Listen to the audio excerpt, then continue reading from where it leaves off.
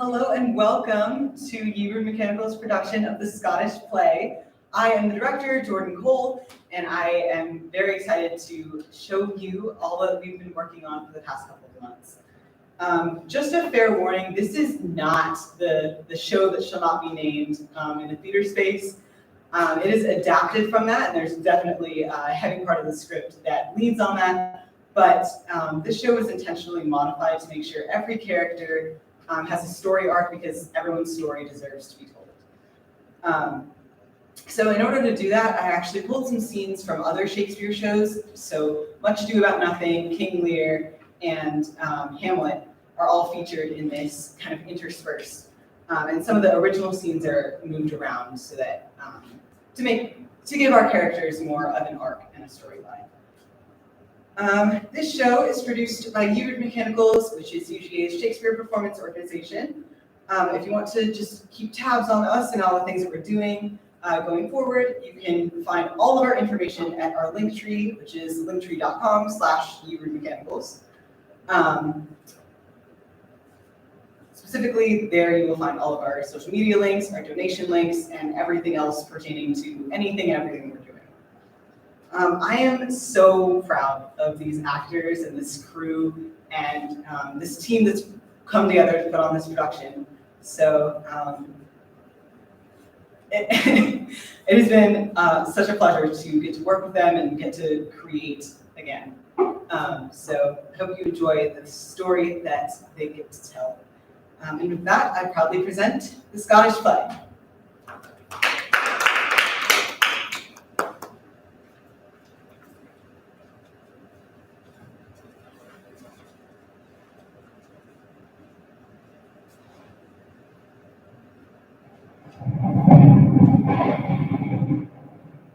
When shall I entreat again?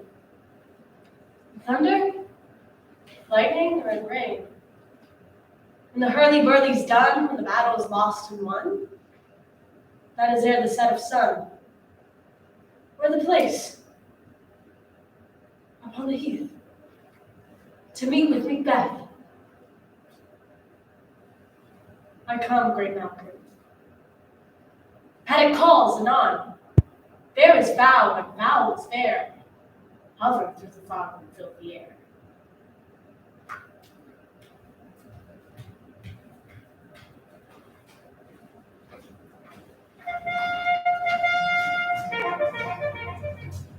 Hail, brave kinsman, say to me the knowledge of the war that thou didst leave it. Doubtful it stood as two spin swimmers that do clean together and choke their art. The merciless Macduff, worthy to be a rebel fortune, that the multiplying abilities of nature do swarm upon him.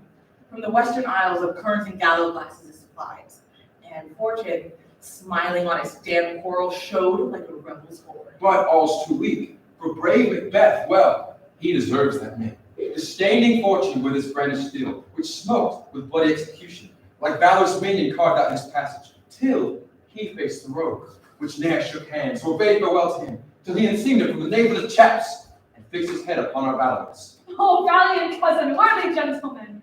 And as the sun began its reflection, shipwrecking storms and direful thunders did break, and the spring from whence comfort seemed to come, discomfort swelled. Mark, King of Scotland, mark, no sooner had we compelled these skipping currents to trust their heels, but the Norwegian lords, to gain advantage, began a fresh assault with new furbished arms and new troops of men. Dismayed not this, our captains Macbeth and Banquo? Yes, as sparrows eagles with a head of line, if I say shoot, I must report. We were as cannons overcharged with double cracks, so we doubly redoubled strokes upon the foe, except we meant to bathe in reeking wounds, or memorize another Golgotha. But I cannot tell, my gaseous cry for help. So well my words become thee as thy wounds. They smack of honor both. Go get him, surgeons. God save the king. No more shall the vein of Cawdor deceive our bosom interest. I'll pronounce his present death, and with his formal title, I shall greet Macbeth. I'll see it done. What he hath lost, noble Macbeth hath won.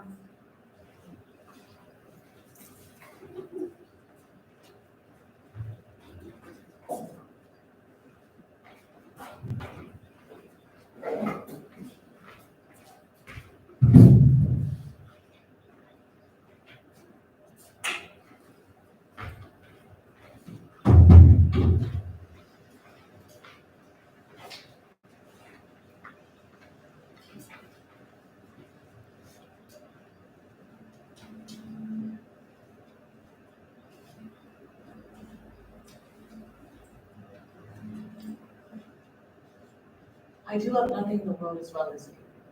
Is that not strange? As strange as the thing I know not. It were as possible for me to say that I love nothing so well as you. But believe me not, and yet I lie not. I confess nothing, nor I deny nothing.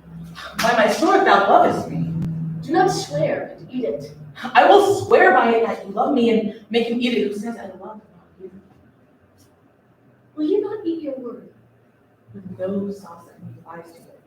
Protest. I love thee. Why? God forgive me. What offense, sweet lady? You stayed me in a happy hour. I was about to protest I loved thee. Do it with all my heart.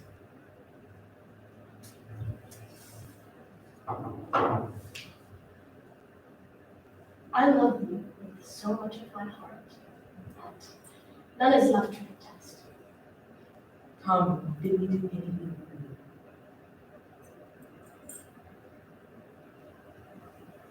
Kill Duncan. What? Not for the wide world.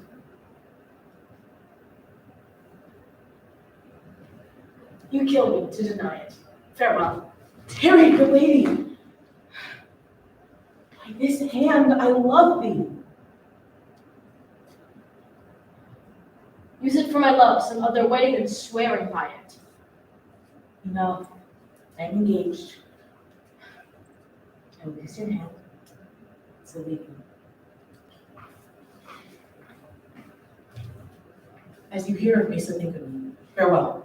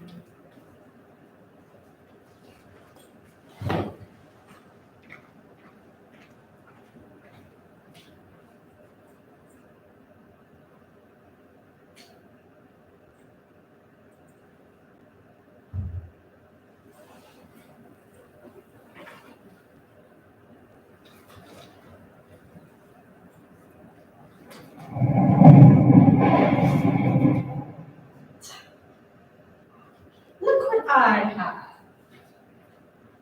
Here, I have a pilot's thumb. Right is homeward here come. A drum! A drum! Macbeth not drum. I do go about, thrice to thine, and thrice to mine, and thrice again to make up 9. Peace! The term's wound up.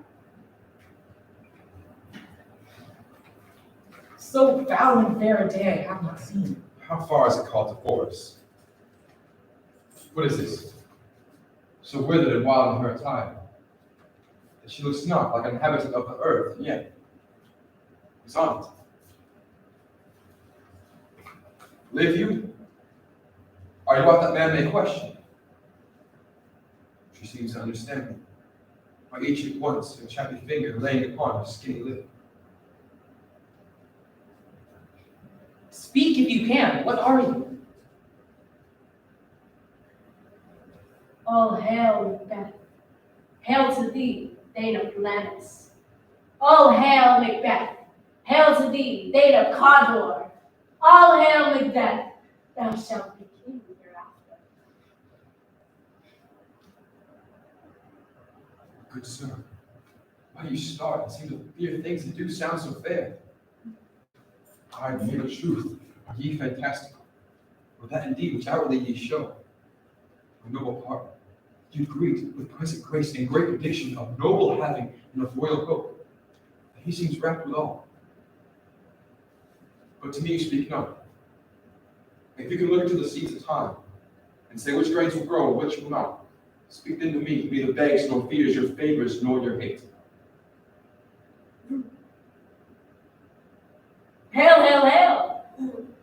Lesser than Macbeth, yet greater.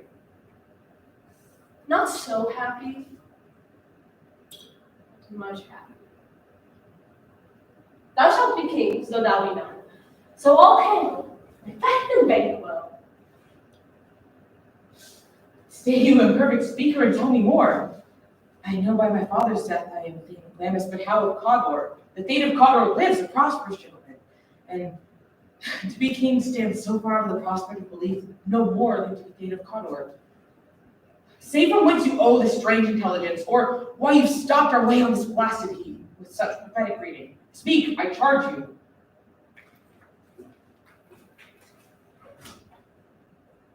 The earth hath bubbles as the water has, and she is of them. Whither is she vanished? Into the air. What seemed corporal melted like breath into the wind. Would she have stayed? Are such things here as we do speak about? Or have we eaten upon the insane brute that takes the reason prisoner? Your children shall be kings. You shall be king. Thane of Cawdor too. The self-same tune and words. Who's there? I have happily received, Macbeth, news of thy success. I give thee my royal thanks, and, in earnest of the greater honor, I call thee Thane of Cawdor, in which addition hail, most worthy Thane, for it is thine. What can the lips speak true? Why do you address me in borrowed prose? The Thane of Cawdor lives. The Thane does live yet, but under heavy judgment bears that life which he deserves to lose. Whether he was combined with those in Norway, or did line the rebel with hidden help advantage, or both, did labor in his country's wreck, I know not. But treasons, capital, confessed and proved, have overthrown him.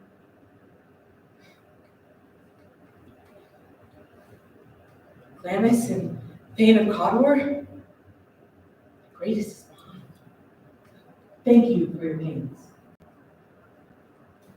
Do you not hope that your children shall be kings when those who promise to be Cawdor promise no less than them? That entrusted home might yet enkindle you into the crown, besides the Thane of Cawdor. It is strange, and oftentimes to win us to our homes, instruments of darkness tell us truths, win us with honest trifles to betray us in deepest consequence. Brave kinsman, a word?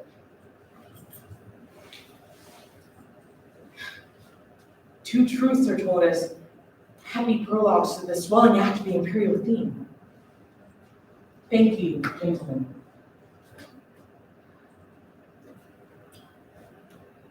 Cannot be ill, cannot be good. If ill, why hath it given me earnest of success convincing in a truth? I am Thane of Cawdor. If good, why do I yield to that suggestion that doth unfix my hair and make my seated heart knock against my ribs, against the use of nature? My thoughts, whose murder ship but fantastical, shake so my very state of man that function is smothered and surmised, and nothing is but what is not. Look, how our partners wrapped. If chance will crown me king, why, chance may crown me without my stir. New horrors come upon her. Like our strange garments cleave not to their mold, but to the aid of use. Come what come may, time and the hour whence we the roughest stay. Worthy Macbeth, we stay upon your leisure. Kind gentlemen, my dull brain was wrought with things forgotten. Thy pains are registered where every day I turn the leaf to read them. Let us toward the castle. When the interim hath waited upon him, we should speak our hearts free of this business. Very gladly. Till then, enough. Come.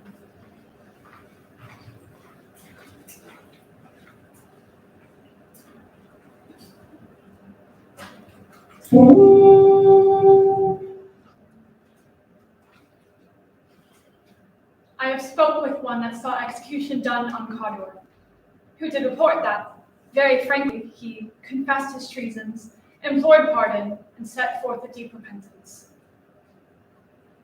Nothing in his life became him like to believing it. He died as one that had been studied in his death, to throw away the deepest thing he owed, as 'twere a careless trifle. There's no art to find the mind's construction in the face. He was a gentleman on whom I built my absolute trust. Brave kinsman, the sin of my ingratitude even now is heavy on me.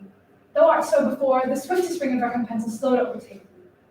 All is left to say, more is due than any can pay. The service and loyalty I owe in doing so pays itself. Welcome hither. I have begun to plant thee and will labor to make thee full of growing. Noble Banquo, thou hast no less deserves, nor must be known unless to have done so. Let me enfold thee and hold thee to my heart. There, if I grow, the harvest is your own. My plenteous joys, went in fullness, seek to hide themselves in drops of sorrows. Sons, thanes, kinsmen, and those who live in places nearest, know we will establish our state upon our son Macbeth. Macduff, who we name hereafter the Prince of Cumberland.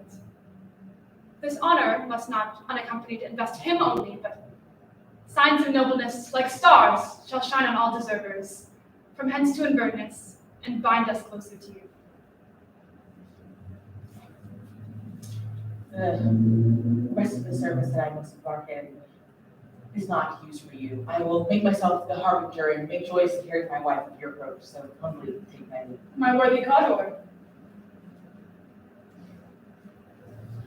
Prince of Cumberland! That is the step on which I must fall, or else overleap, for in my way it lies. Stars, hide your fires. See not my deep and dark desires. The eye wink at the hand, yet let that be. What the eye fears, which is done to see. true worthy Banquo, he's so full valiant, and his commendations I am well fed.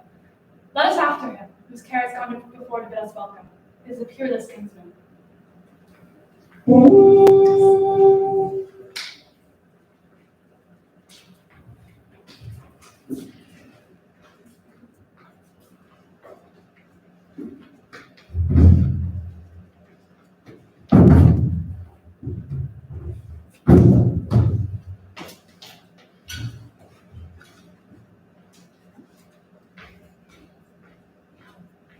She met me in the day of success, and I have learned by the perfectest report. She is more than mortal knowledge, and I burdened desire to question her further. She made herself heir, into which she vanished. Whilst I stood wrapped in wonder, that came the king, who all hailed me in name of Cawdor, by which title before the weird sister saluted me, and referred me to the coming of time. Hail, king that shall be. This have I thought good to deliver thee, my dearest partner of greatness, that thou mightest not lose the dues of rejoicing, and being ignorant of what greatness is promised thee. Lay it to thy heart, and farewell. Claimest thou art, and Cawdor, and shalt be what thou art promised. Yet I do fear thy nature. It is too full of the milk of human kindness to catch the nearest way. Thou wouldst be great, of not that ambition, but that the illness should attend it. Hie thee hither, that I may pour my spirits in thine ear, and chastise with the valor of my tongue all that impedes thee from the golden round, which faint and metaphysical aid doth seem to have thee crowned withal. Cousin, what is your tidings? The king comes here tonight. Thou art mad to say it. Is not thy kinsman? Who, were it so, would have informed for preparation? So please you, it is true, our thane is coming. One of my fellows at the speed of him, near dead for breath, and scarcely more than make up his message. Give him tender. He brings great news.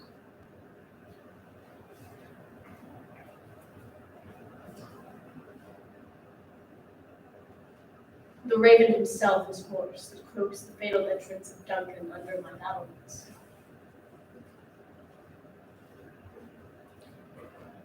Come, you spirits that tend on mortal thoughts, unsex me here, and fill me up from the crown to the toe top full of direst cruelty. Rethink my blood, Stop up the access and passage to remorse, that no compunctious visitings of nature shake my felt purpose, nor keep peace between the effect and it. Come to my chest, and take my heart for gall, you murdering ministers, wherever in your sightless substance you wait on nature's mischief.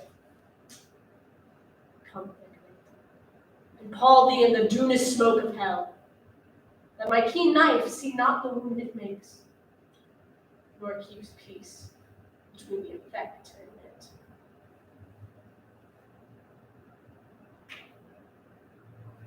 That the heavens peep through the blanket of the darkness to cry, hold, hold. Great Glamis, worthy Condor, oh, shall thou art better than both, by the all hail hereafter. Thy letters have transported me, and I feel the future now at this instant. Here's love. Duncan comes here tonight. And one goes hence. Tomorrow is the purposes. Oh, never shall sun that morrow see. Your face, my dame, is a book where men may read strange matters. To beguile the time, look like the time. Bear welcome in your eye, your hand, your tongue. Look like the innocent flower, be the serpent under it. He that's coming must be provided for, and you shall put tonight's great business under my dispatch, which will, for all our nights and days to come, bring solely sovereign sway and masterdom. We'll speak further. Only look up clear. To alter favor ever is to fear. Leave all the rest to me.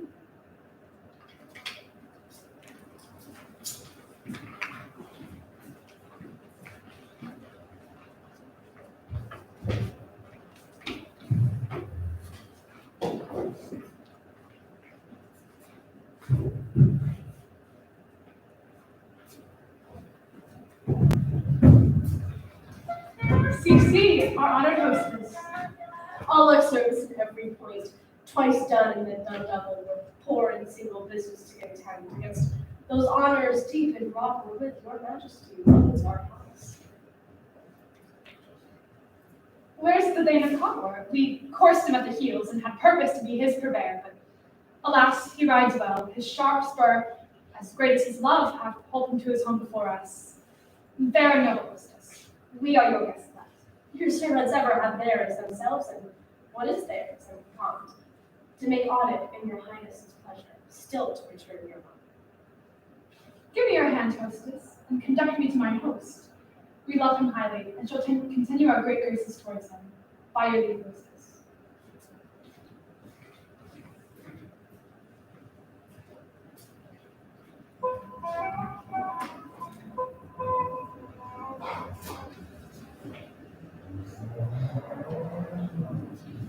If we're done when 'tis done, for well it were done quickly.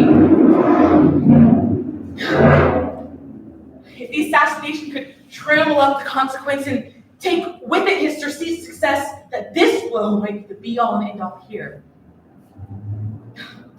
But on this bank in shoal of time we jump the life to come. In these chances, there is judgment here. For in teaching bloody instructions, they return to plague the inventor. This even-handed justice commends the poison challenge back to our own lips.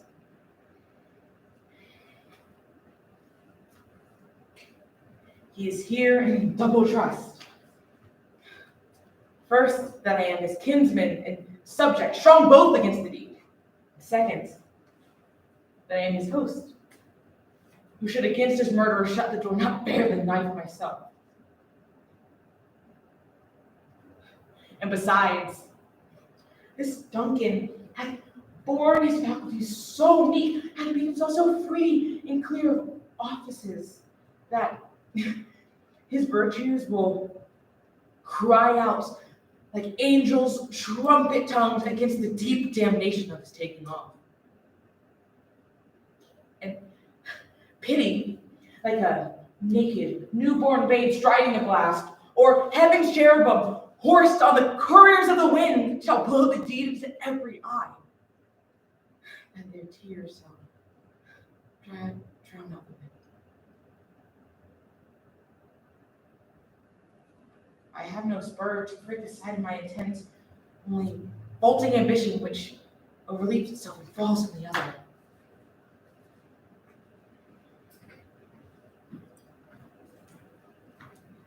How now? What's the news? He's almost supped. Why have you left the chamber? Has he asked for me? No, you not, he has. We will continue no further in this business. He hath honored me of late, and I have earned golden opinions from all sorts of people which would now be worn their gloss so soon cast aside.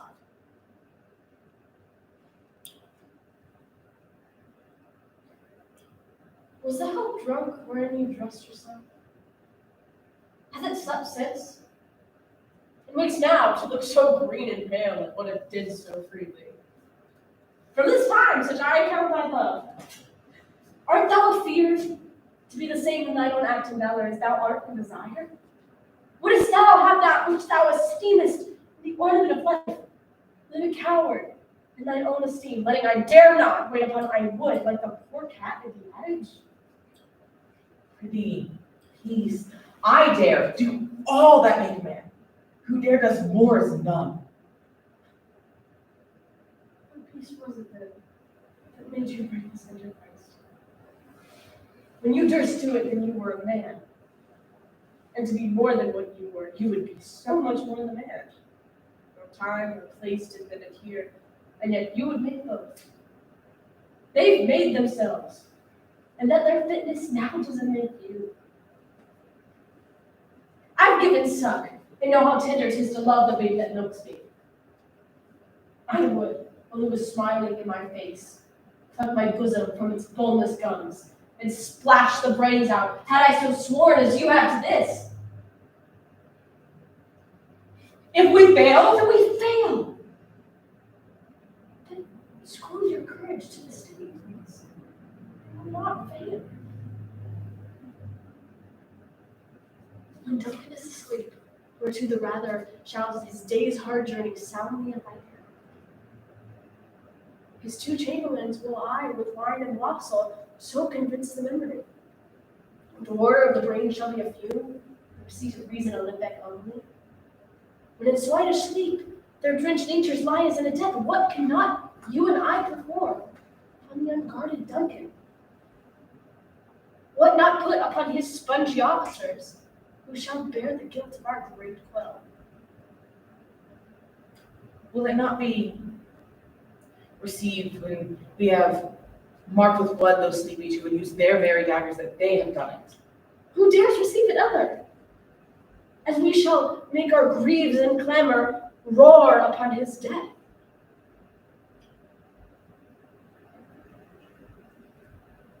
I am settled. And bid up each corporal agent against the horrible deed. Away, let us mock the town with a fairer show. False face must hide what the false heart doth.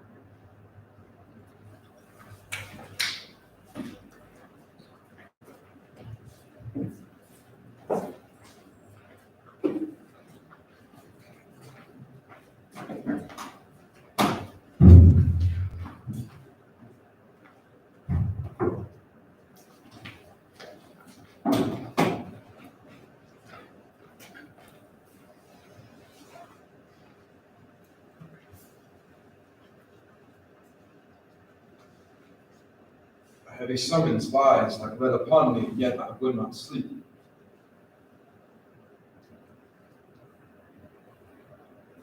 Merciful powers, restrain in me the cursed thoughts that give nature way to in repose. Who's there? A friend. But sir, not yet at rest. King's abed. He hath been an unusual pleasure, and sent forth great largesse for your offices. For this time, he greets your wife with all. For the name of the most kind hostess, and shut up in measureless content. Our will became the servant to defect when else should freedom brought. All's well. I dreamt last night of the weird woman. To you, she had shown some truth. I think not on her.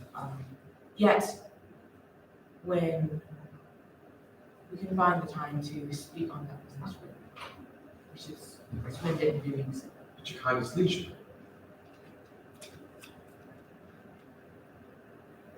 Good proposal. Thanks, sir. Delight to you.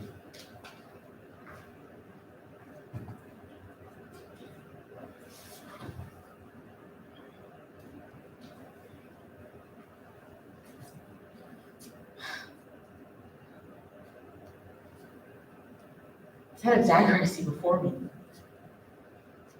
The handle toward my hand? Come, let me clutch thee. I reach for thee and have thee not. Art thou not sensible to touch as to sight? Or art thou a false creation, a dagger unreal proceeding from the Peter Press spring?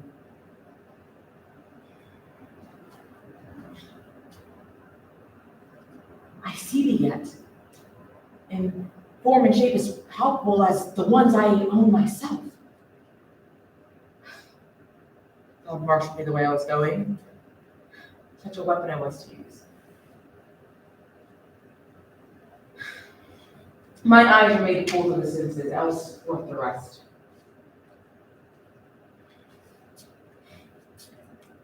I see thee still and now on thy blade and dungeon counts of blood, which was not as so before.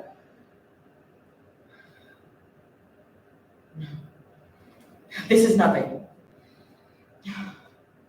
It is the bloody business that informs thus to my mind.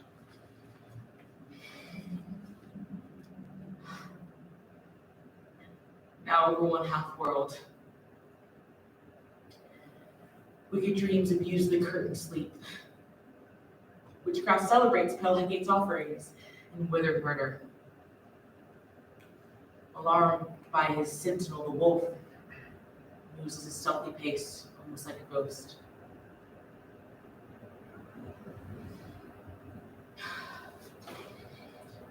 Thou sure and firm set earth, hear not my steps which way they walk, for I fear thy very stones prate of my whereabouts. And hide this dreadful deed from the current time. Whilst I threat, he lives. Words the heat of deeds too cold gives.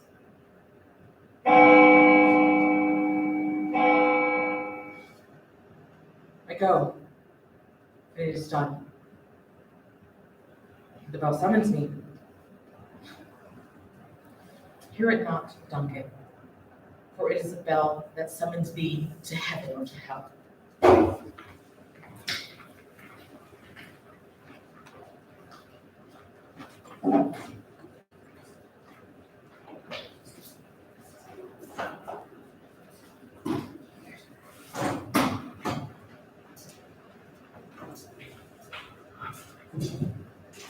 That which hath made them drunk hath made me bold.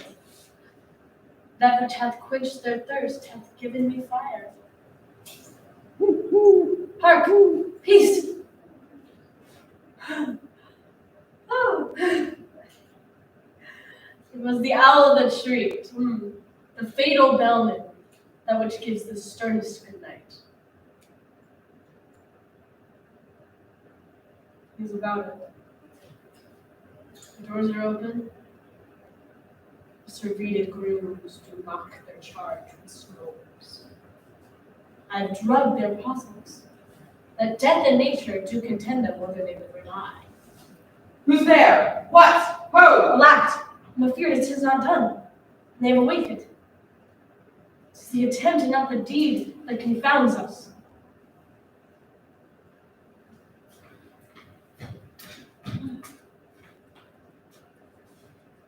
I have done the deed. Does thou not hear a noise? I heard the owl scream and the crickets cry. Did not you just speak? When? Now. As I descended? I? sorry sight. It's a foolish thought to say a sorry sight. There was one that did laugh and sleep, and the other cried murder that they did wake each other. I stood there and listened. But they said their prayers and addressed me again to sleep. One did cry, God bless us, and amen the other when they saw these hangman's hands. Listening in their fear, I could not say amen, they did say God bless us. It's not so deeply. Wherefore could I not say amen? I was in much need of a blessing and amen. Stuck in my throat. These thoughts must not be thought after in space, so it will make us mad. I heard a voice cry. Macbeth shall sleep no more. Macbeth murders sleep. The innocent sleep. Sleep that knits up the raveled sleeve of care. Great labors, bath, sore labors, dull thoughts, the balm of dull minds. Great nourishers second course, chief nourishers in life's feast. What do you mean? Methought I heard a voice cry, Glamis murder sleep. So Connor shall sleep no more, Macbeth shall sleep no more. Who was it that thus cried? My words in vain. You do unbend your noble strength to think so brain sickly of things. Go, wash your hands from this filthy witness. Why did you bring the daggers from the place? They must lie there. Go, carry them and smear the sleepy grooms with blood. I'll go not again. I dare not think of what I have done. I will go no more. Infirm of purpose. Give me the daggers. The sleeping and the dead are but as pictures. 'Tis the eye of childhood that fears a painted devil. If he do bleed, then I'll gild the grooms' faces with all, for it must seem their guilt. What is that knocking? How is it now that every noise falls me? What are these hands? They pluck out mine own eyes.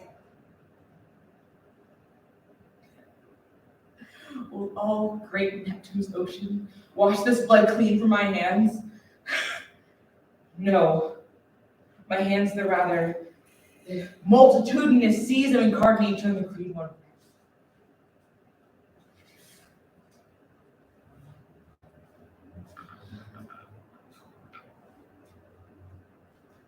My hands are of your color, but I shaped to wear a heart so white.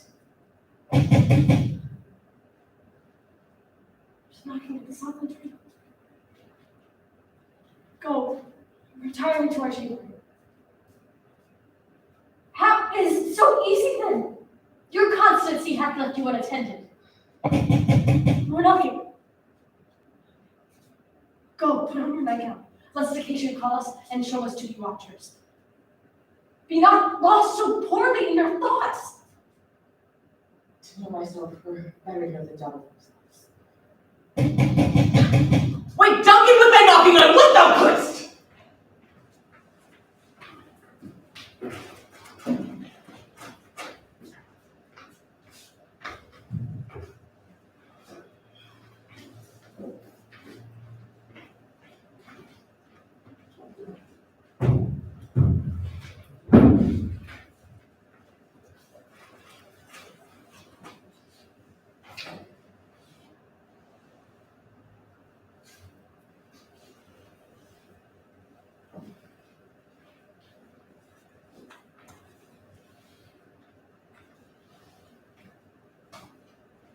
It's the kinsman stirring.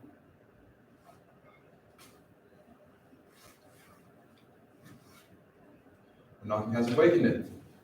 Here he comes. Good morrow, noble sir. Good morrow. Is the king awake, noble then? Not yet. They did command me to call time on him.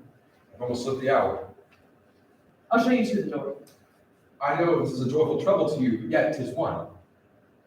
The service we embark in physics me. Come. I'll make some to call, for 'tis my limited service.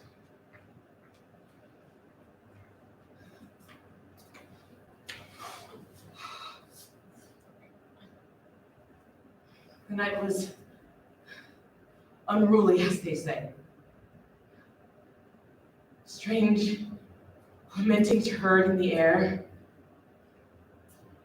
prophesying in accents terrible, cries of murder.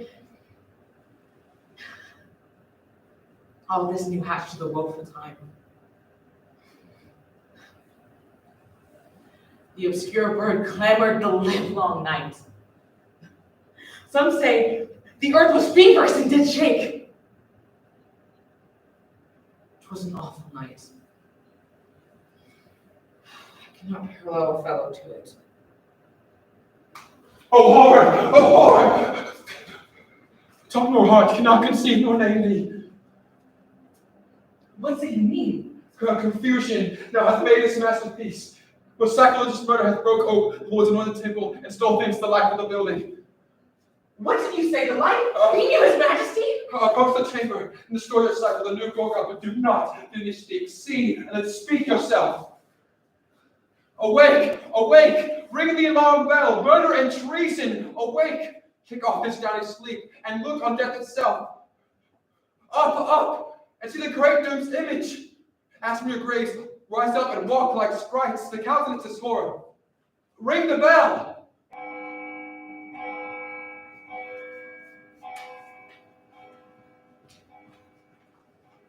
What's the business that such a horrible trumpet calls to parley the sleepers of the house? Speak, speak! Gentle lady, 'tis not for you to hear what I could speak. The repetition of woman's ear with murder as it fell. Our royal master's been murdered. Whoa, alas! What in our house? Too cruel anywhere.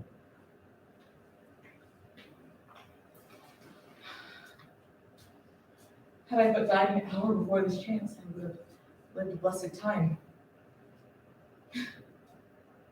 There is nothing in mortality, all is but joys.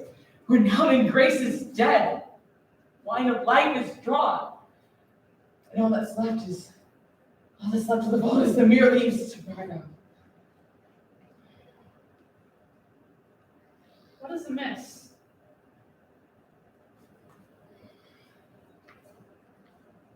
You are what? Don't know. The spring, the head, the fountain, the blood is stopped. The whole thing is stopped. Your royal father's been murdered.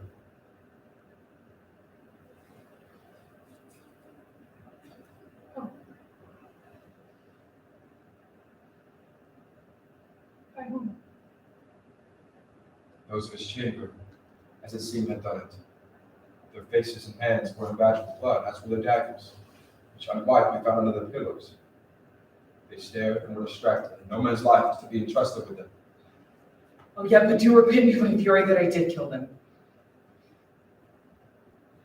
Wherefore did you so? Who can be wise, amazed, temperate, and furious, loyal and neutral all in a moment? No man. The expedition of my violent love outran the pauser reason. Here lay Duncan. His silver skin laced with golden blood, and his gash stab looked like the very breach of nature for the ruined entrance. Who could refrain? With a heart to love and courage in that heart to make one. What should be spoken here? For my fate, hidden in augury may rush and seize me. My tears are not yet brewed, nor my strong sorrow upon the emotion. when our naked frailties are hid and suffer an exposure. Let us meet and question this most bloody piece of work no further. Fears and scruples shake us, but in the great hand of God I stand. And the most undivulged pretense I fight with treasonous malice. And so do I. So long. Let us put on readiness and meet him. Welcome.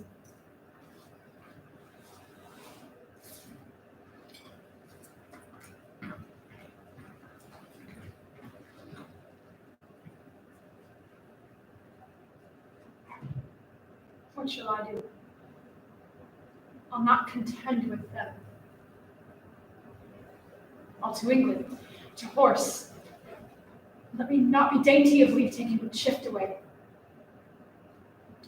There's warrant in that theft which steals itself, when there's no mercy left.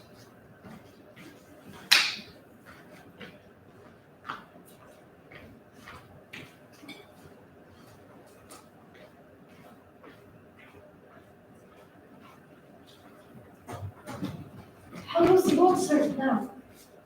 I see you not. Is it known who did this more than bloody deed?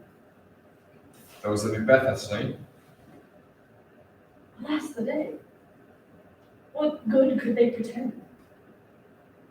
They were severed. Macduff, the king's son, is stolen away in play, which puts upon them suspicion of the deed. It's interesting. Thriftless ambition that shall raven up thine own life's means. So, 'tis like the sovereignty will fall upon Macbeth. He's already named it on the scone to be invested. How to go? Adieu. Lest our old robes sit easier than our new.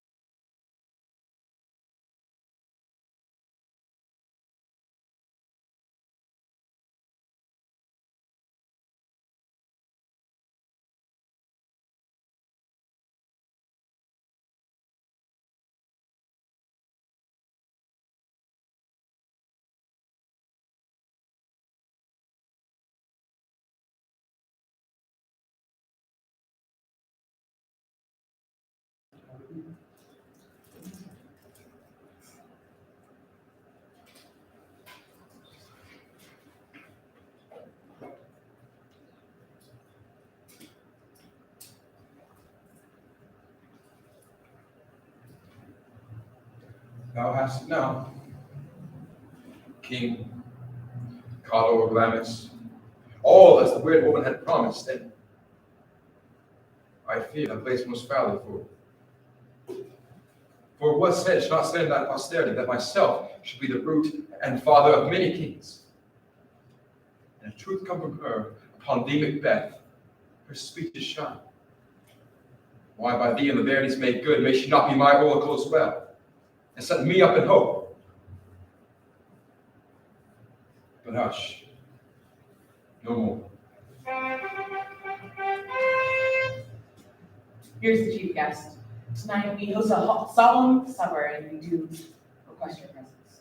That your highness command upon me, to which my duties are most indissoluble tied forever knit. Ride you this afternoon. I, my good lord, Is it far you ride? as far my lord as will fill the time to exist and suffer. Go not my horse the better, I must become a bar of the night for this dark hour or twain. Fail not our feast. My lord, I will not.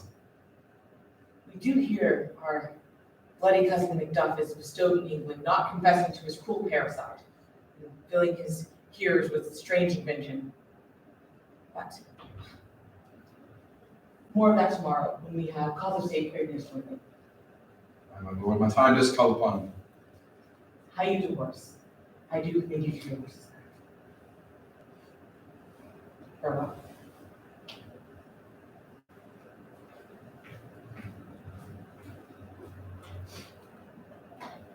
To be thus is nothing but to be safely thus. Our fears in Banquo stick deep. And in him lies the royalty of nature that is to be feared. 'Tis much he dares. And to that doubtless temper of his mind, he hath the wisdom that doth guide him to act in safety. There is none but his whose being I do fear. He chid the sister after she had placed the name of king upon me and bade her speak to him. And prophet-like, she hailed him father of a line of kings.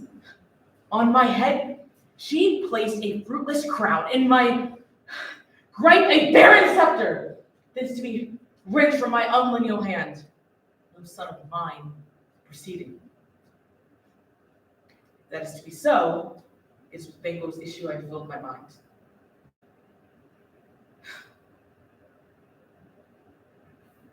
For them, the graced person of Duncan I have murdered. Put rancors in my own beast for them! To give mine eternal jewel to the common man, to make them kings, to make the seed of Banquo kings. Rather, let fate come into the list and champion me to the utterance.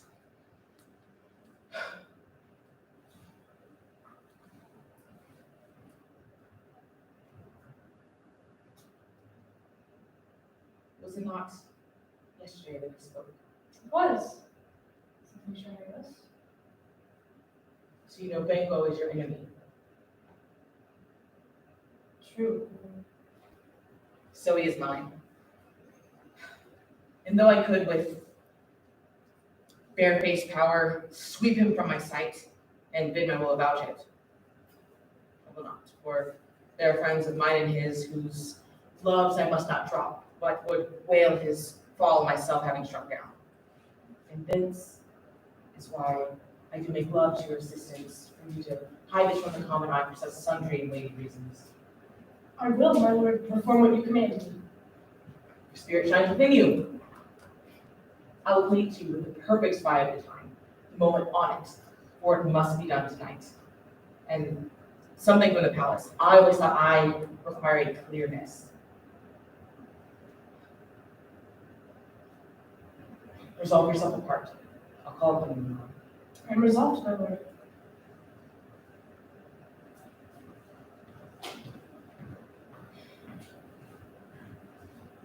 Banquo, here lies thy soul's flight. Find heaven, find it out tonight.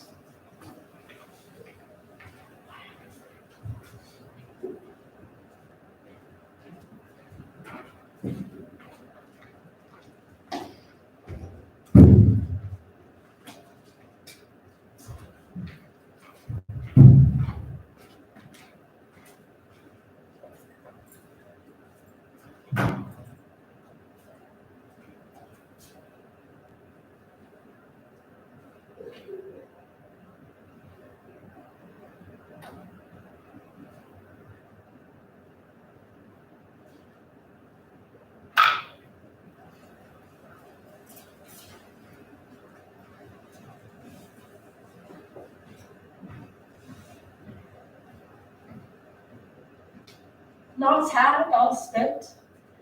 Our desires got without content. 'Tis safer to be that which we destroy than destruction dwell in doubtful joy. How now, my lord? Why do you keep alone? I'm sorry as fancies your companions making, using those thoughts that should indeed have died with them, they still think on. Things without all remedy should be without regard. What's done is done. No, we have scourged the snake, not killed it. She'll close and be herself, whilst our poor Malice remains in danger of her former tooth. But let the frames disjoint and both worlds suffer. Then better we join the dead whom we have sent to sleep to gain our peace than to be racked with the torments of the mind nightly, ere we will eat in fear and sleep with horrible afflictions that shake us nightly. Duncan is in his grave and sleeps well.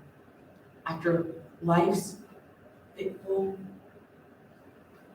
journey, he lies still. Treason has done his worst. Nor steel, nor poison, nor malice domestic, foreign levy, nothing can touch him further. Come on, gentle my lord. Slake o'er your rugged looks tonight. Be bright and jovial among your guests.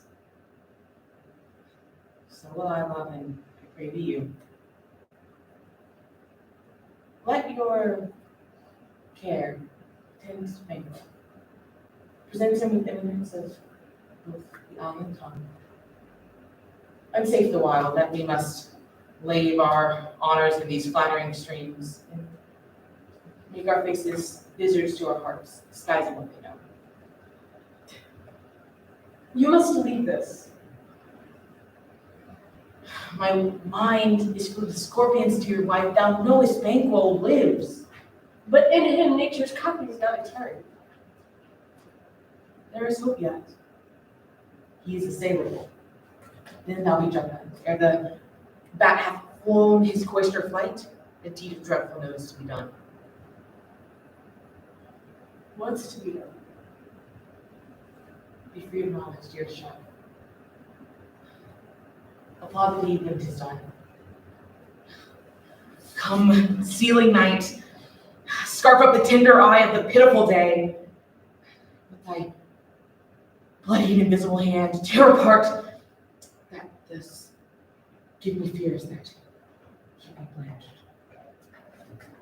Thou marvelest at my words, but be still. Things bad begun make themselves strong by ever.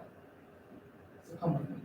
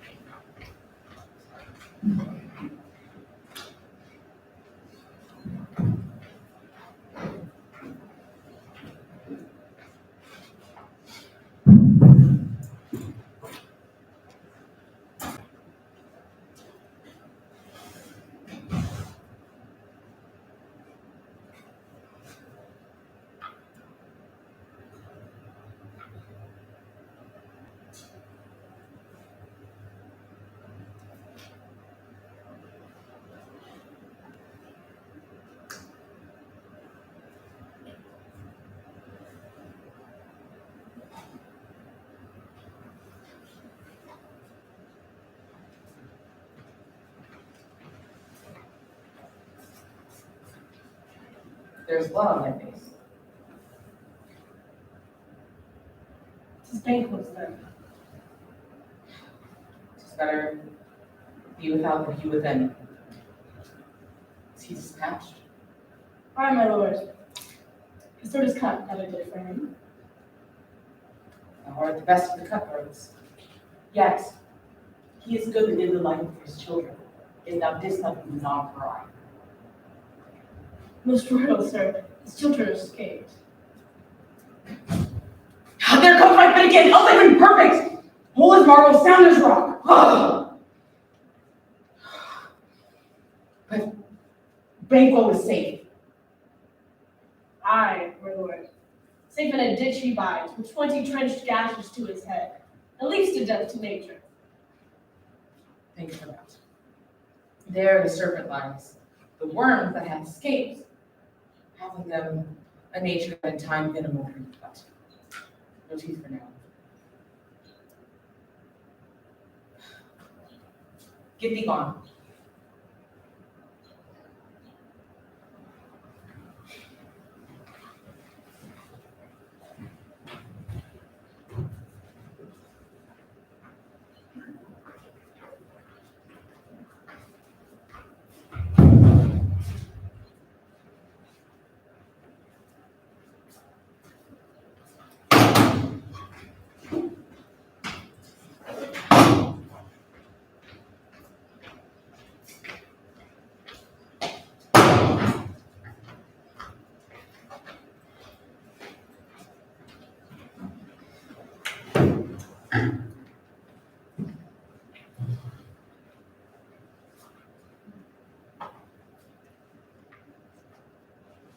At first and last, the hearty welcome. Good digestion, wait upon appetite, and health on both. Have we now our May country's... it please your highness sit. Had we now our country's honor roofs, were the person of Banquo here, who I would rather challenge for unkindness than pity for mischance. His absence, sir, lays blame upon his promise. May it please your highness to grace us with the royal company. The table is full. Here is a place reserved, sir. Where? Here. What is it that moves your highness? Which one of you have done this? Done what, my lord? Thou canst say I did it. Never shake thy gory locks at me. Rise. His highness is not well. Sit, worthy friend. My lord is often thus and hath been from his youth. Pray, keep seat. The fit is momentary. Upon a good thought, he will again be well. Feed, and regard him not. For much you note him, shall offend him and extend his passion. Feed. Are you a man?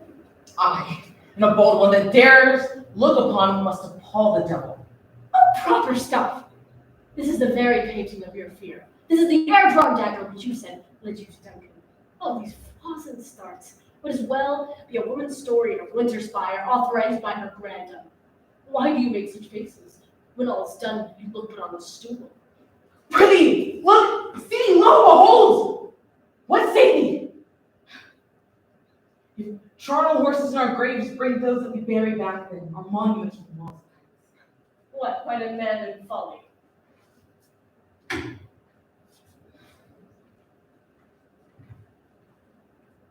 If I stand here, I saw him. Fie! For shame. My worthy lord, your noble friends do lack you. And do forget, do not abuse me, friends. I suffer from a strange affliction which, to those who know me, is nothing. Come, love and help to all, and then I'll sit. I drink to the general health of all the table, and to Banquo, whom we miss, would he were here. To all, to him, and all in all. To our duties and the pledge.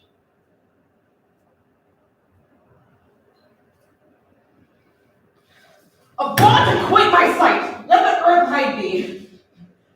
Thou bones are marrowless, thy blood is cold. Thou hast no speculation in those eyes which thou dost glare with. Think of this computer as a thing of nature. 'Tis no other.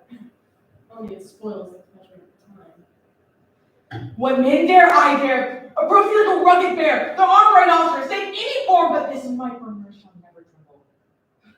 Or else, be alive again, and dare me to the desert with sword. Hence, horrible shadow, under a mockery, hence!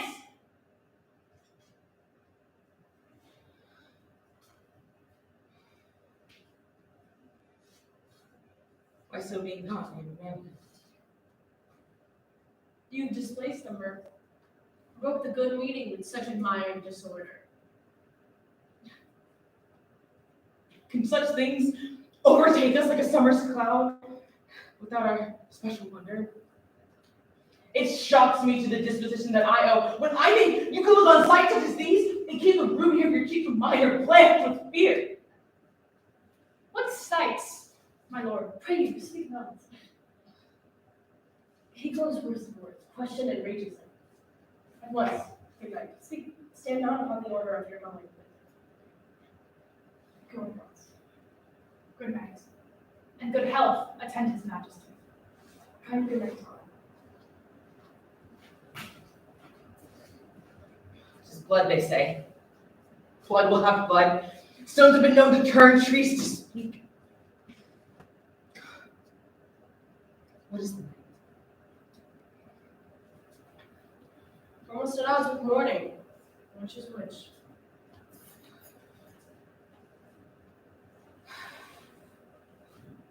I will, tomorrow, betimes, meet again with that weird sister.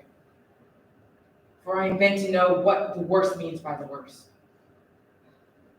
Strange things I have in heart that, will to hand, must be accurate or else they be skinned. You like the season of all natures. Sleep. Come, we'll sleep.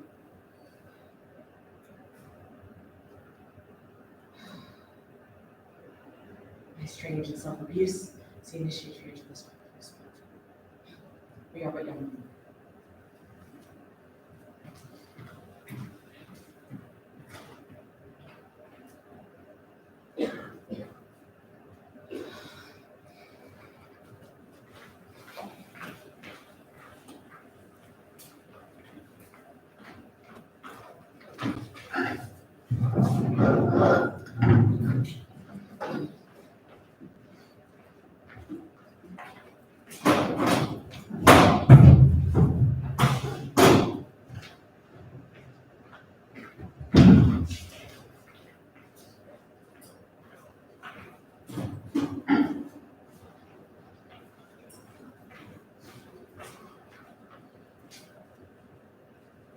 I say, you something strangely born. The gracious Duncan was pitied of Macbeth. Mary, who is dead. The right valley in Banquo walks too late, and must not walk too late, damned fact. How would it grieve Macbeth? Did he not straight, in pious rage, against the two delinquents tear, and the thralls of their drunken sleep? Was that not nobly done? Aye. And wisely, too, for 'twould have angered any heart alive to hear the men deny it. So I say, he is born in all things well. And I say that he shall find Duncan's son under his keep. As in please heaven, he shall not. He shall find Tortigo father. Peace. Who goes there? Where wilt thou lead me? Speak. I'll go no further. Nor can you. Speak. I am bound to hear. So art thou to revenge, and thou shalt hear. What?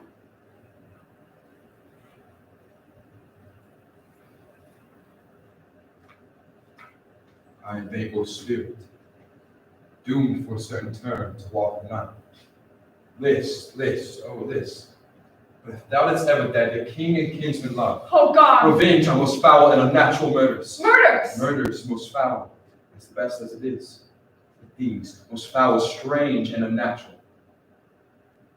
Haste me to know it, that I, as swift as meditation of thoughts of love, may sweep to my revenge. I finally am.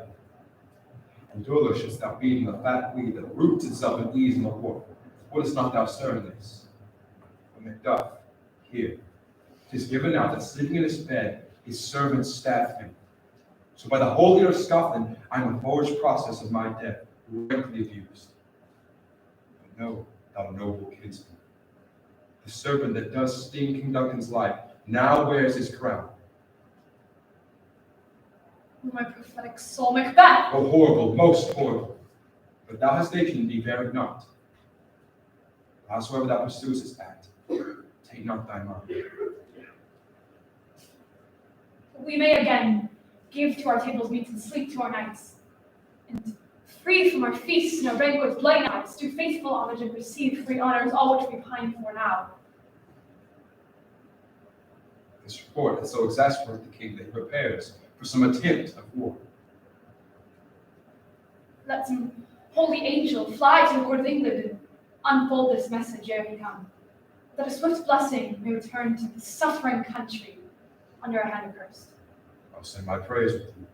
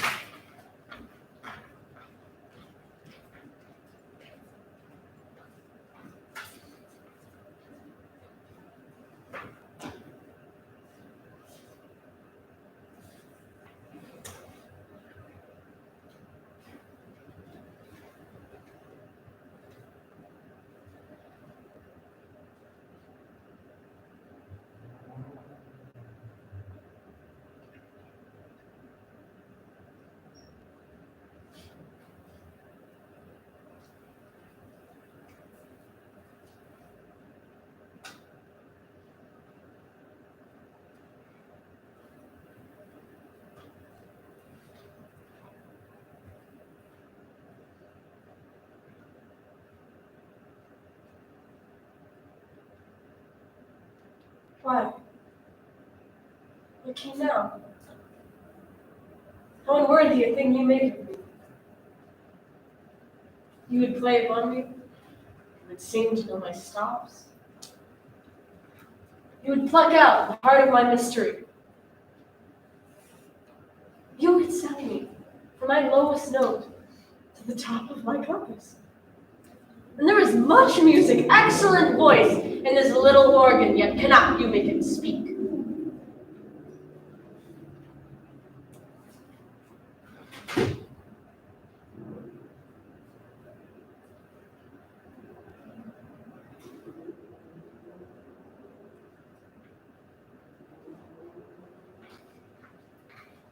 God bless you, sir. God bless you.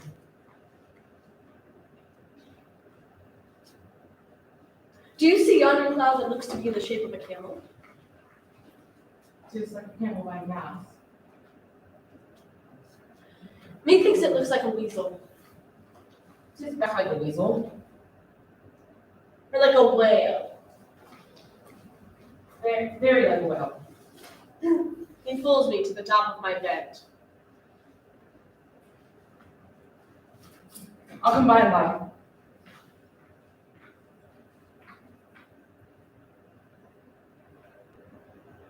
'Tis now the time of night, for churchyards yawn, and hell itself breathes out contagion to this world.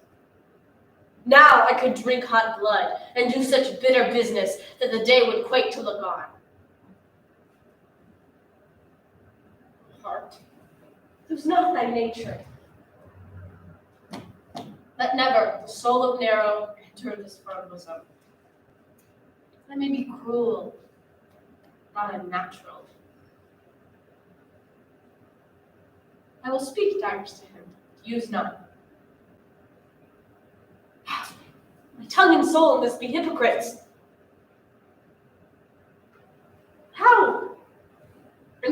wheresoever he be shent.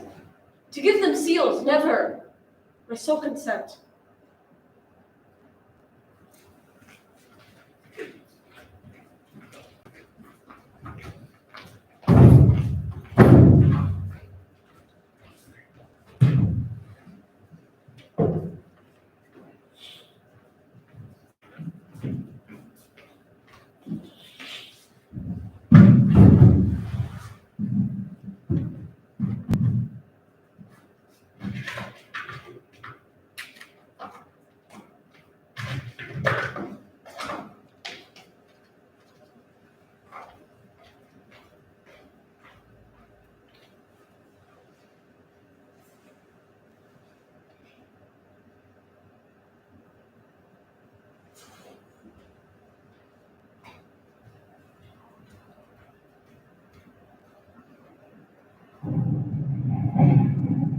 Round about the cauldron go, in the poison entrails through.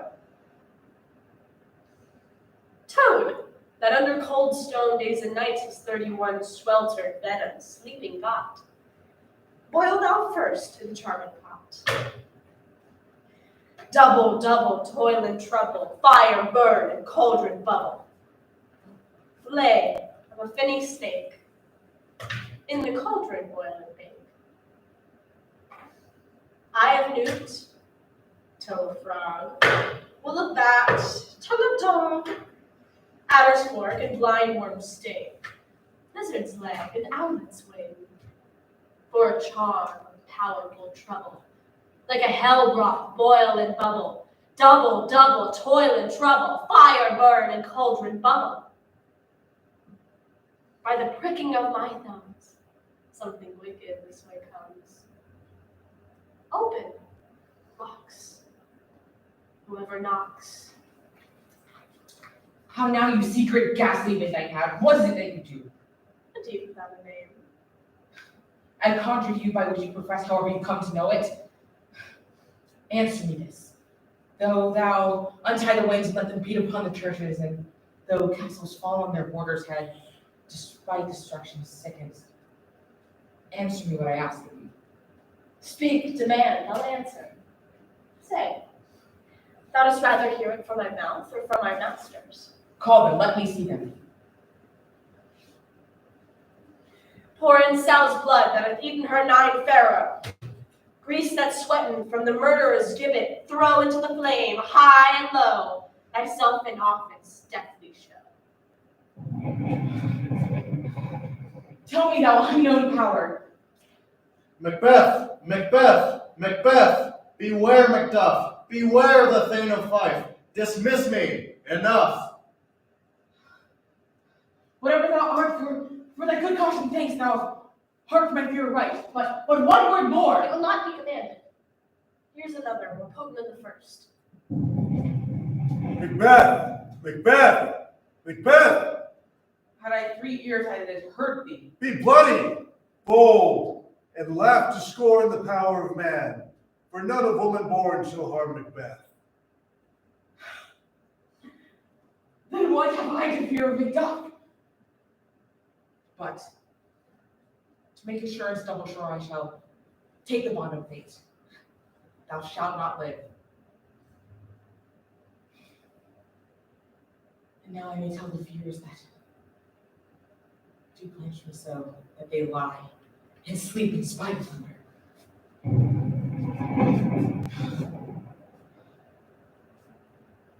What is this standing like the issue of a king, and with the round top of sovereignty upon its head? Listen, and speak not to it. Be lying mettled proud and take no care, who chafes, who frets, or where conspirers are. Macbeth shall never vanquished be until great Birnam Wood to high Dunsane Hill shall come against him. Who could impress the forest?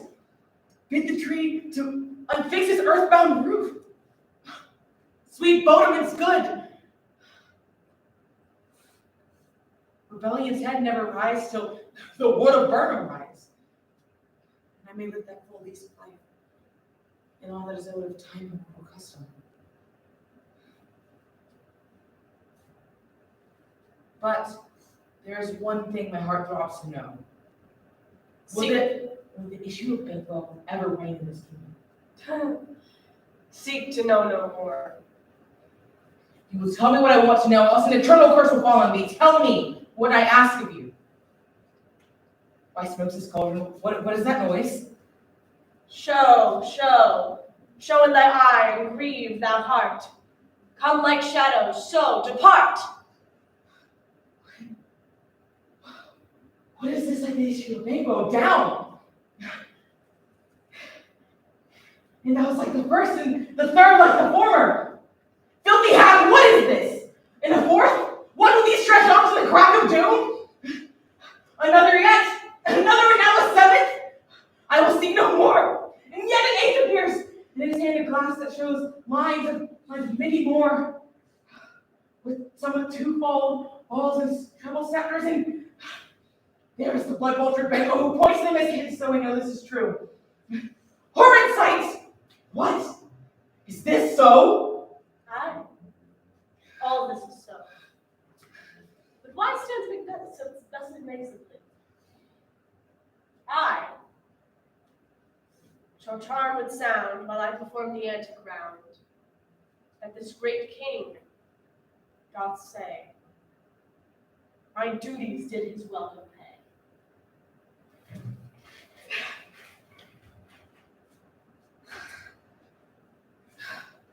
Where is she? Gone! Let this pernicious hour stand accursed in the calendar. Time thou anticipated my dread exploits. Now I know things must be thought and be done. The firstlings of my heart will become the very firstlings of my hand. The castle of Macduff I will surprise, and give the edge of sword to every unfortunate soul that does take his line. And no boasting like a fool. This will be done before my purpose cools. But no more sights!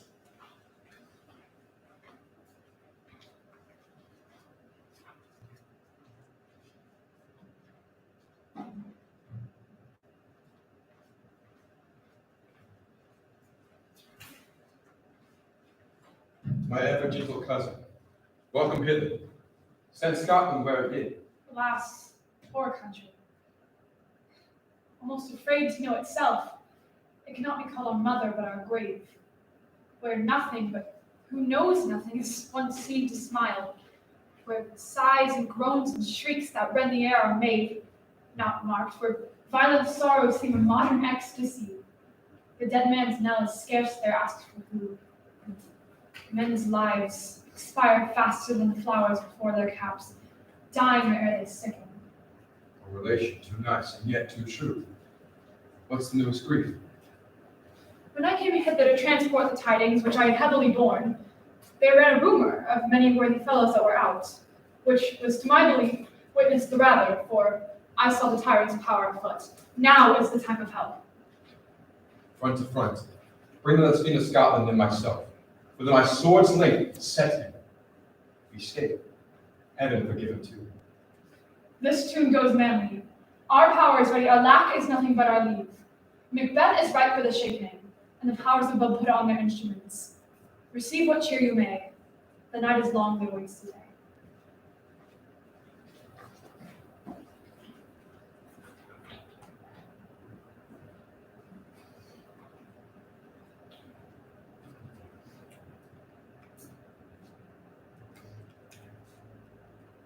Yet here's a spot.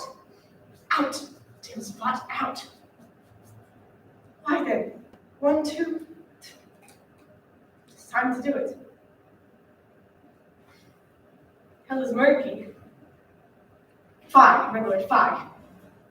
A soldier, and afeared. What need we fear? Who knows it, when none can call our power to account? What? Always hands never be free. No more of that, my lord.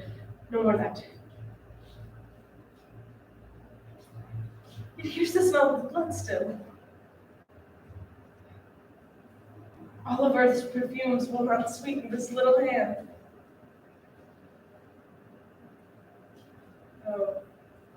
Oh. Wash your hands, put on your nightgown. Look not so pale. I tell you yet again, Vic was buried. He cannot come out on his grave. To bed. I hear nothing at the gate. Come.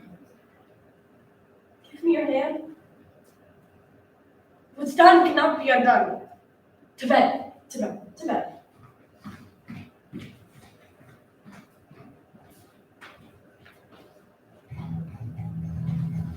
Near Burnham Wood shall we meet the English power. That way they are coming. What does this tyrant? The great Duncan's he strongly fortifies. Some call him mad, others that lesser hate him, do call it valiant fury, but for certain he cannot buckle his distempered cause within the belt of wood. Now does he feel his secret murder sticking on his hands? Now minute revolts upbraid his faith breach. Those he commands who only command nothing in love. Now does he feel his title hang loose about him, like a giant's robe upon a childlike thief. Well, march we on, and give obedience for 'tis truly owed. Meet me the sickly meal, and wheel upon the medicine, to pour each of us in our country's purge, each drop of us. So much as it needs. To do the sovereign flower or drown the weeds, make we our march towards murder.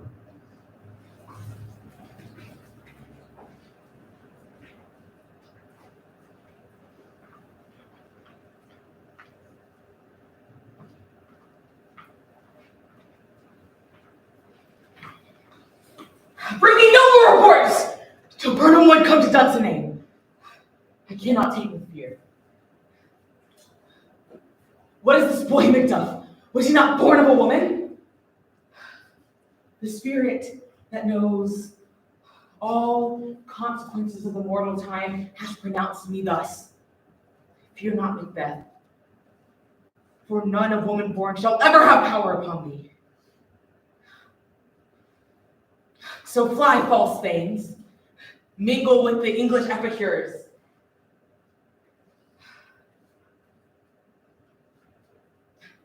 I have nothing to fear of thee. Not now, nor any time at all.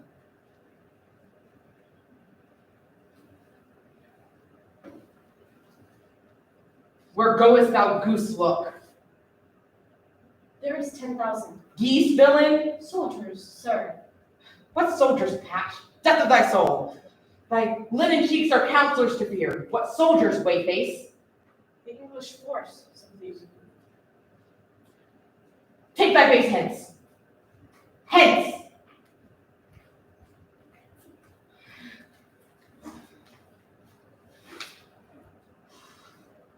This pleasure will cheer me ever to seek me here.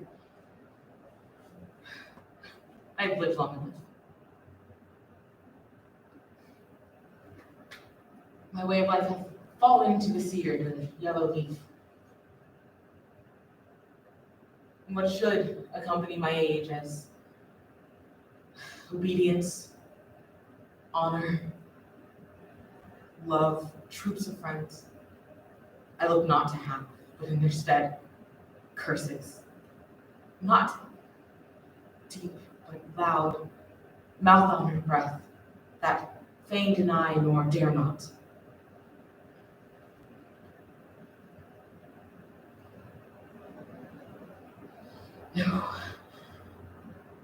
No! I cannot fear death in vain till Burnham Wood move toward Duncan.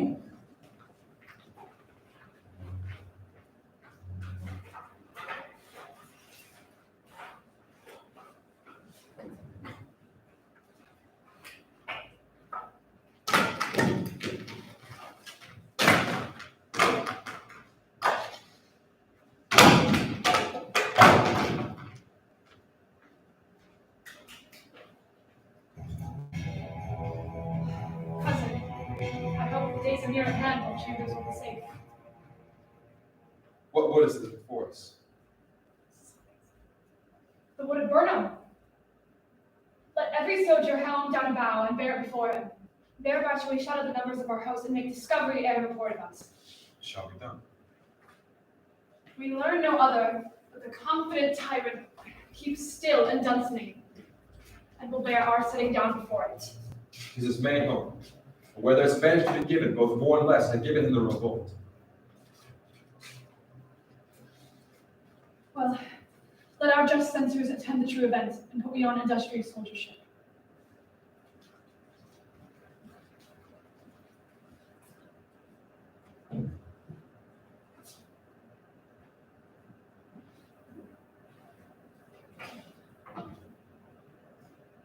My day and night he wrongs me. Every hour he flashes into one worse crime or other that sets us all at odds. I'll not endure it. His nights grow riotous, and himself upbraids us upon every trifle. When he returns, I'll not be with him. Say I have died. Idle old man. I would still manage those authorities that he hath given away. Now by my life, all fools are babes again. He must be made with checks and flatteries. And when they are seen abused, what grows of it? No matter. I would breed from his occasions, and I shall. I will straight to right the servants, to hold my very course.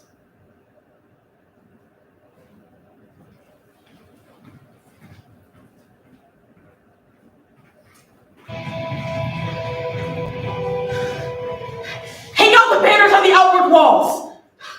The cry as they come. Our castle shall laugh this siege to scorn. Let them lie till famine and ague eat them up. Were they not forced with arms that should have been our own, we would have met them dareful, beard to beard, and beat them backward home.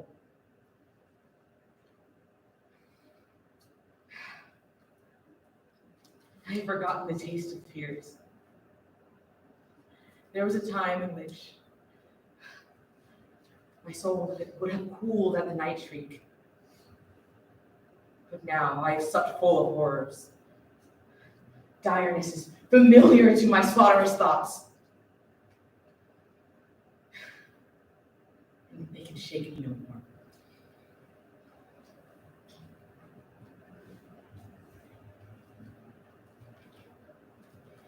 Thou comest to use thy tongue. Say it quickly. The queen, my lord, is dead.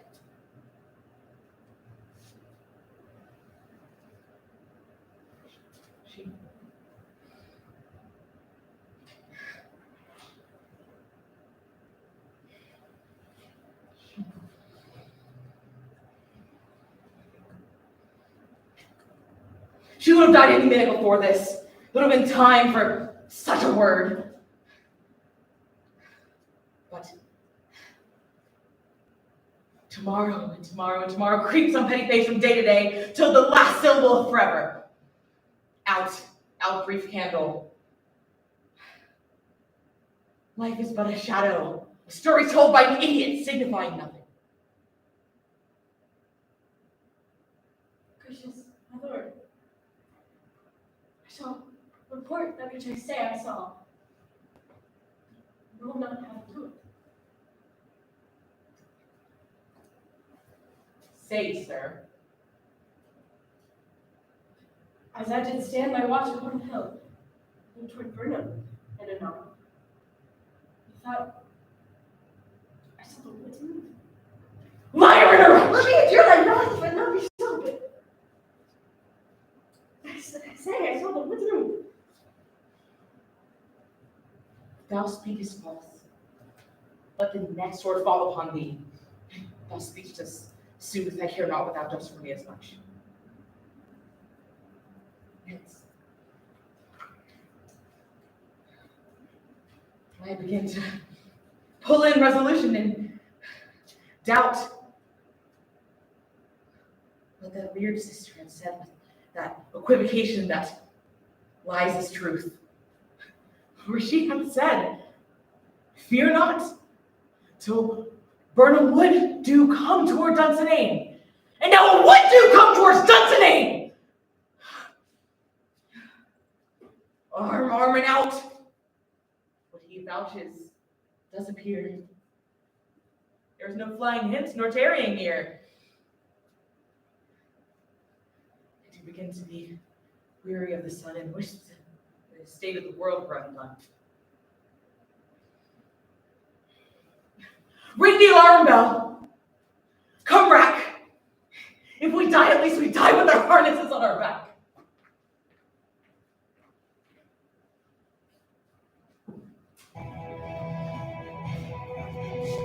Now near enough. Your branchy screens throw down and show those like you are. You shall lead our first battle. I shall attend to what else remains to do according to our order. Make all our trumpets speak. Give them all breath. Those clamorous harbingers of blood and death.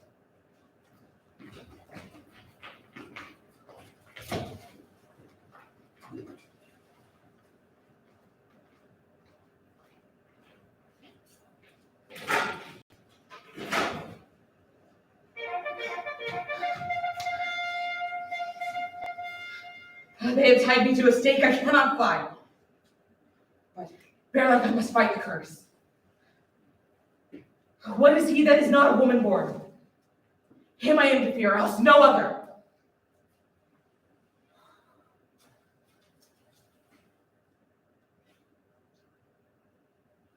What is thy name? I'll be afraid to hear it. No. Though thou callest thyself a name that is harder than it is in hell. My name is Macbeth. The devil himself cannot pronounce a title more hateful to mine ear. No, nor one more fearful. Thou liest, advert tyrant! My sword, I'll prove the lie thou speakest.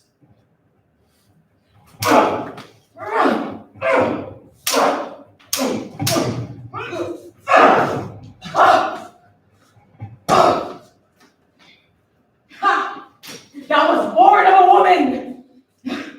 Swords I smile at, weapons I laugh to scorn, brandished by those of woman born.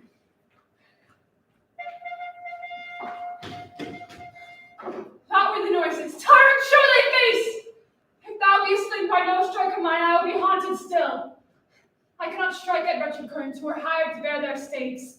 Either thou, Macbeth, or my sword with an unbattered edge I sheathe again undeeded. There should thou be. By this great clatter, one of great note seems brooded. Let me find him fortune, and more I beg not. This way, my lord, the castle gently rendered. The tyrant's people on both sides do fight, but our noble thanes do bravely in the war. The Daemons itself professes yours and little is to do. We've met with those that shoot beside us. Enter the castle.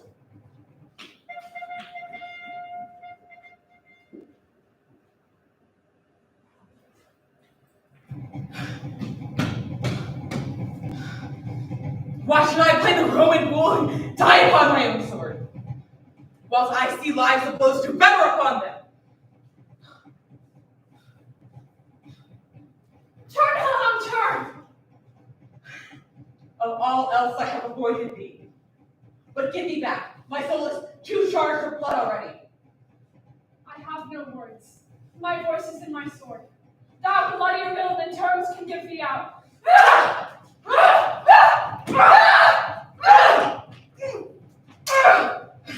Thou losest flavor.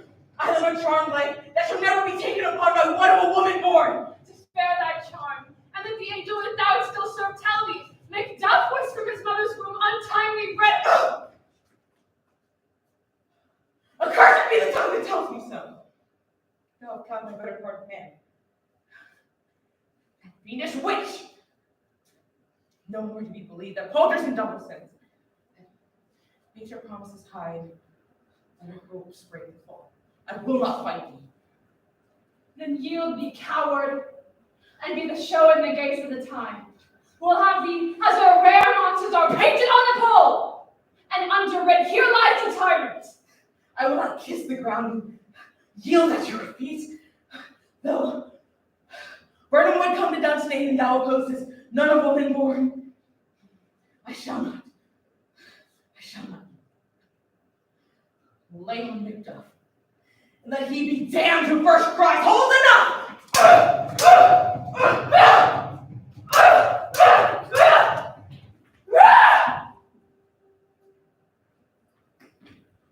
I would the friends who miss were safe arrived. So must go off, and yet by these I see. So great a day as this is cheaply bought. Macduff is missing. Hail, King, for so thou art.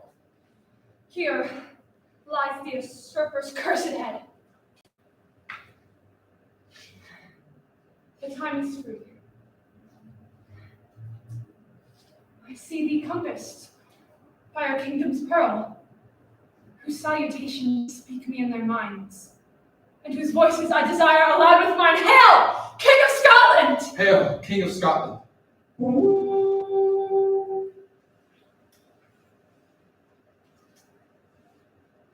We shall not spend a large and expensive time reckoning with our several loves before we make us even with you. Thanes and kinsmen, henceforth be known as earls, first in Scotland to have such an honor named. What's more to do than plan anew with the time to bring home our exiled friends who fled the watchful snares of tyranny, and to produce forth the cruel ministers of this dead butcher, that and which needful else remains to do that calls upon us by grace of grace, shall be performed in measure, time, and place. So thanks to all, and to all each one, who we welcome to see us invited to be crowned at Scotland.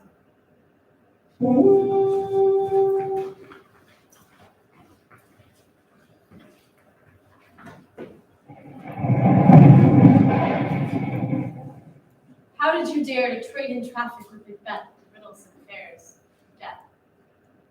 I, the mistress of these charms, the close contriver of all harms, felt the need to call my part to the glory of my art.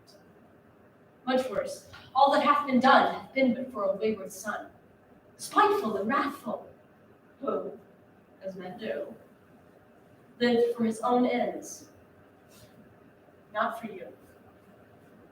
I am for the air. This night I'll spend unto a dismal and fatal end. Great business must be wrought ere noon. Upon the corner of the moon there hangs a vaporous drop profound. I'll catch it ere it come to ground, that distilled by magic sleights shall raise such artificial sprites, as by the strength of their illusion shall draw men unto their confusion. They shall spurn fate, scorn death, and bear their hopes above wisdom, grace, and fear. Hark!